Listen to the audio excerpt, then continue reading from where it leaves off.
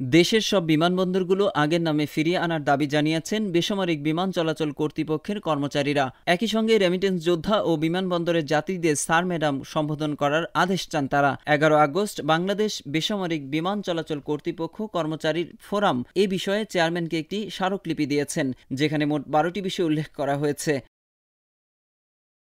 স্মারকলিপিতে বলা হয়েছে, বাংলাদেশের আন্তর্জাতিক বিমানবন্দরগুলোর নাম পূর্বে যা ছিল তা প্রতিস্থাপন করা, সৈয়দপুর বিমানবন্দরের নাম পরিবর্তন করে শহীদ আবু সাইদ বিমানবন্দর রাখা, এছাড়া রেমিটেন্স যোদ্ধাসহ সম্মানিত যাত্রী সাধারণকে বিমানবন্দরে কর্তব্যরত সকল কর্মকর্তা কর্মচারীরা সর্বোচ্চ সম্মান প্রদর্শনপূর্বক স্যার বা ম্যাডাম বলে সম্বোধন করার লক্ষ্যে প্রয়োজনীয় আদেশ জারি করা এবং যাত্রী হয়রানি বন্ধে ও অধিকতর মানবীয় সেবা কার্যক্রম করতে প্রয়োজনীয় সংস্কার করার জন্য বিশেষ টাস্কফোর্স গঠন করা। স্মারকলিপিতে বিগত 16 বছরে বেবিচকের যে সকল চিহ্নিত কর্মকর্তা কর্মচারীরা জোটবদ্ধভাবে কর্তৃপক্ষের স্বাভাবিক কাজে বাধাদান সহ অবৈধ প্রভাব বিস্তার করেছে তাদেরকে অনতিবিলম্বে চাকরি হতে অব্যাহতি দানের কথা বলা হয়।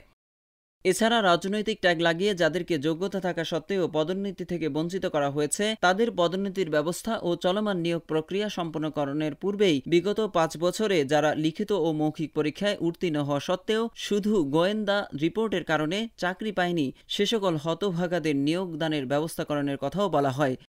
স্মারকলিপিতে আরও বলা হয়, বেবিচকের যোগ্য কর্মকর্তাদের কর্তৃপক্ষের সদস্য পদে নিয়োগের বিধান চালু করতে হবে।